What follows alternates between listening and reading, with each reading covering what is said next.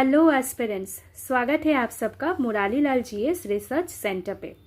अगर आप SSC exams की तैयारी कर रहे हैं और आपने सिलेबस को अच्छे से पढ़ा है तो आपको बहुत अच्छे से पता होगा कि इंग्लिश पोर्शन में सिनोनिम एंड एंटोनिम का क्या रोल है। तो उसी के तहत हम लोग सिनोनिम और एंटोनिम को अभी से प्रिपेयर कर रहे हैं और आज मैं लेके आ गई हूँ सेट नंबर 5। तो चलिए without wasting our time let us practice synonyms and antonyms with some examples. What you are going to get in this lesson? आपको क्या मिलेगा इस लेसन पे?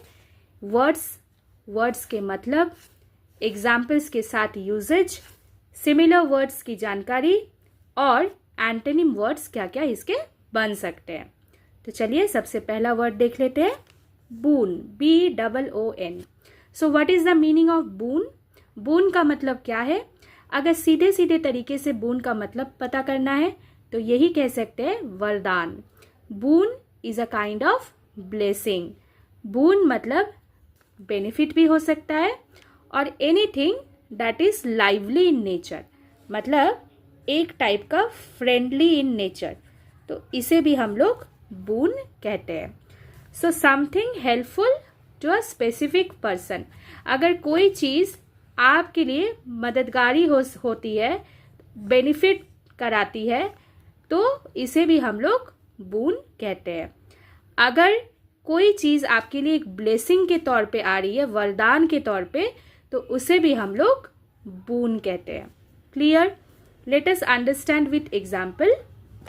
This job will be a boon for my family.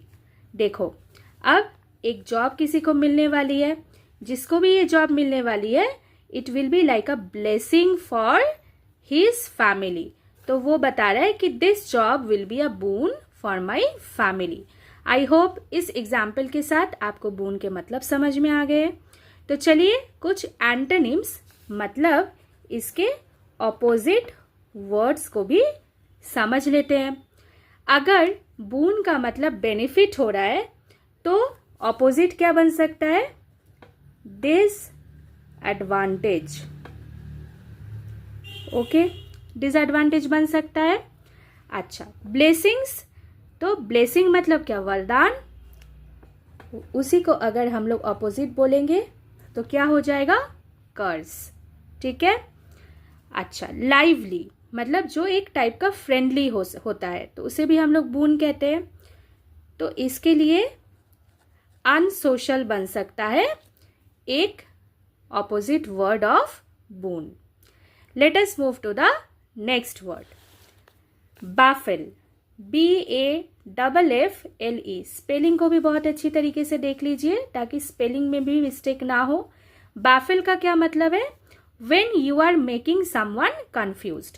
जब आप किसी को क्या कर रहे हैं? कंफ्यूजन में डाल रहे हैं, उसको कंफ्यूज्ड कर दे रहे हैं, मतलब आप किसी को उलझन में डाल रहे हैं, तो वो होता है बैफिल। ओके। Perplex, confuse, unclear. जब कोई बंदा कंफ्यूज्ड हो जाता है तब उसी को हम लोग बैफिल कहते हैं।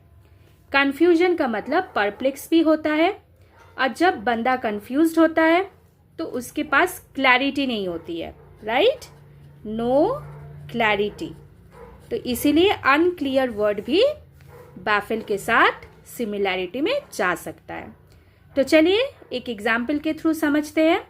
He got perplexed after getting such explanation. इनको कुछ एक्सप्लेनेशन दिया गया, एक्सप्लेनेशन सुनने के बाद ये क्या हो गए? कंफ्यूज्ड हो गए, बाफिल्ड और परप्लेक्स्ड। क्लियर? बहुत अच्छे से समझ में आ रहा है ना? अगर समझ में आ रहा है तो ये कंटेंट बनाने में भी मैम को बहुत समय देनी पड़ती है। एक कमेंट पे ज़रूर लिखिए कि क्लियर। अब इसके एंटोनिम्स को समझ लेते हैं, मतलब ऑपोजिट वर्ड्स को समझ लेते हैं। तो अगर बैफिल का मतलब कंफ्यूजन होता है, नो क्लैरिटी हो रहा है, परप्लेक्सिटी हो रहा है, तो बैफिल का ऑपोजिट क्या होगा? जब आपके पास क्लैरिटी हो तो क्लैरिफाई करना, ये हो सकता है बैफिल का ऑपोजिट। अच्छा, किसी मैटर को सिंप्लीफाई करना, मतलब और सिंपल तरीके से समझा देना, तो उसको भी हम लोग बैफल का ऑपोजिट मान सकते हैं।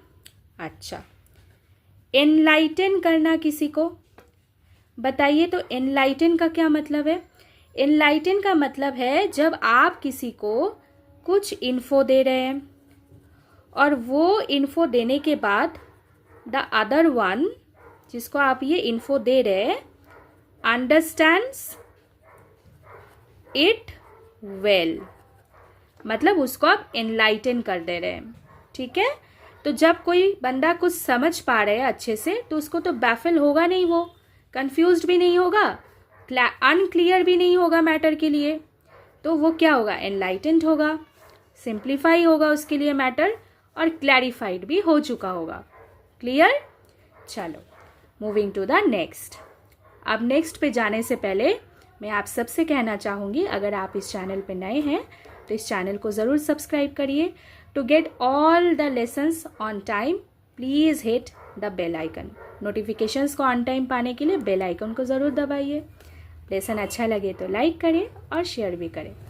बैंटर, बैंटर का क्या मतलब है? परिहास करना किसी का। ठीक है, अब बैंटर को हम लोग कई तरीके से यूज़ कर सकते हैं, जैसे फन कर रहे हैं, जोक मार रहे हैं, तब बैंटर को यूज़ कर सकते हैं। रिपार्टी किसे कहते हैं? ये बड़ा इंपॉर्टेंट वर्ड है, इसलिए मैंने यहाँ पे इस वर्ड को लिया हुआ है, इसका मतलब भी मैं समझाती हूँ, बने रहिए। बैंटर का मतलब पहले समझते हैं, playful exchange of words.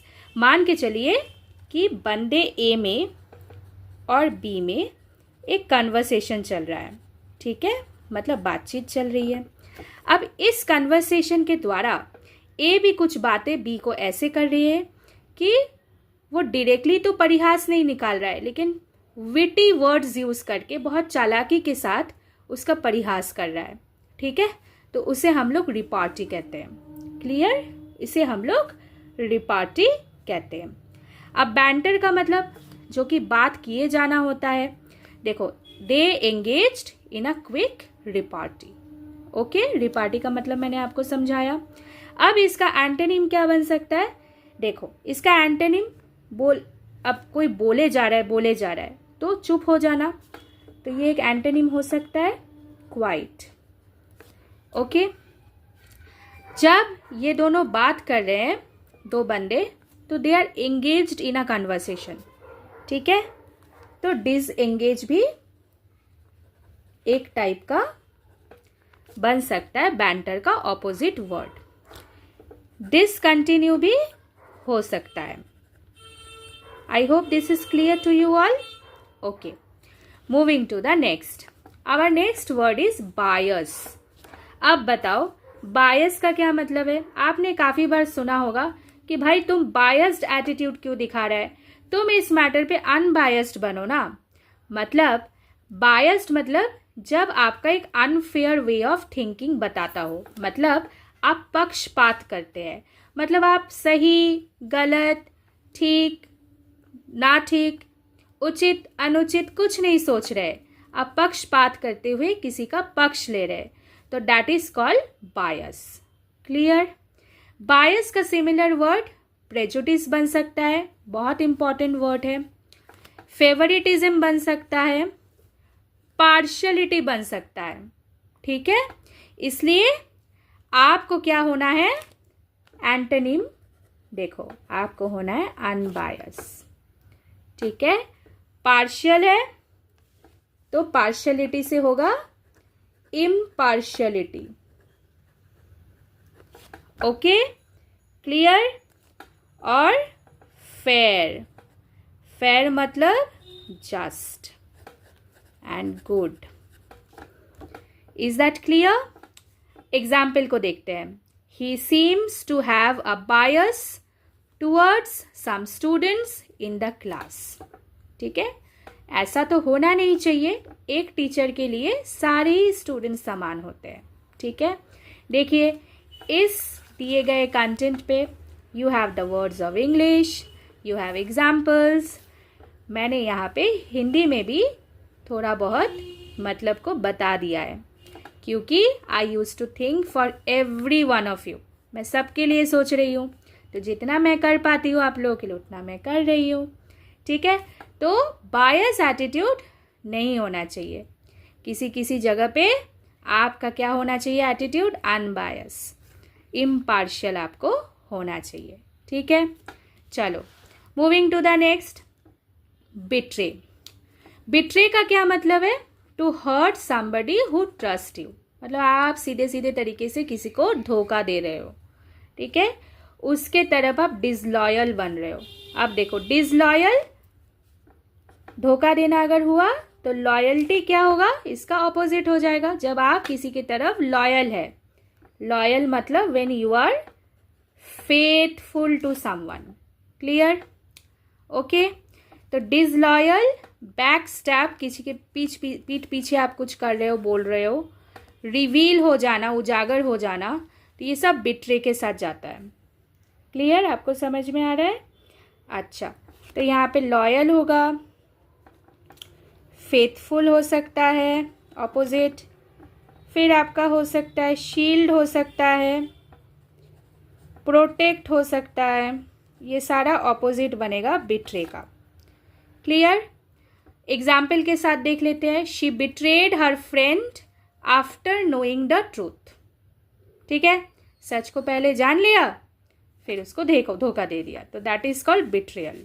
Okay, clear, चलो, and we have come to the last word of this particular practice set. देख लेते हैं बेनेवोलेंट।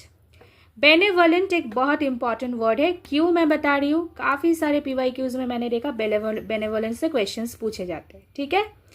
तो बेनेवोलेंट मतलब जब आप किसी के लिए बहुत हेल्पफुल होते हैं, आपका एक कंपैशन है दूसरे के प्रति, you are very kind, philanthropic when you do something good for others, okay, doing good for others, ठीक है, philanthropic, ठीक है। तो she is benevolent towards the poor, ये हो गया इसका एग्जाम्पल। तो जब आप किसी के लिए सोच रहे हैं, मान के चलिए आप बहुत सारा चैरिटी कर रहे हैं, then you are doing a philanthropic work, ठीक है, you are doing good for others, doing good for mankind, ये सब होता है फिलैंथ्रोपी के साथ। अब जो बंदा फिलैंथ्रोपिक काम करता है या फिर वो फिलैंथ्रोपिक होता है तो उसके अंदर ये बेनेवोलेंट नेचर भी होता है, ठीक है, ही और she is compassionate towards others. तो इसके एंटोनिम क्या बनेंगे, जो एकदम ही बेनेवोलेंट ना हो, ठीक है, जिसके पास एकदम दिल ही ना हो किसी के लिए कुछ करने का, तो हर्टलेस, ठीक है, सेल्फिश, ठीक है, काइंड है तो अनकाइंड भी हो सकता है इसका opposite. I hope all these words are clear to you all. इसके साथ जितने भी सिनोनिम्स आपको मैंने कराए वो भी आपके लिए क्लियर है, एंटोनिम्स को भी आपने समझ लिया है। अगर आपको बहुत अच्छे से समझ में आया हो तो एक कमेंट ज़रूर मैम को करिए, बिकॉज इसके थ्रू से मुझे आपके दिल की बात पता चलती है, ठीक है। Stay fit, stay fine, stay positive. हमारे दिए गए मैथ्स के लेसन्स भी ज़रूर देखिए और कुछ वैल्यू एडिशन करते चलिए अपने प्रिपरेशन पे। Thank you.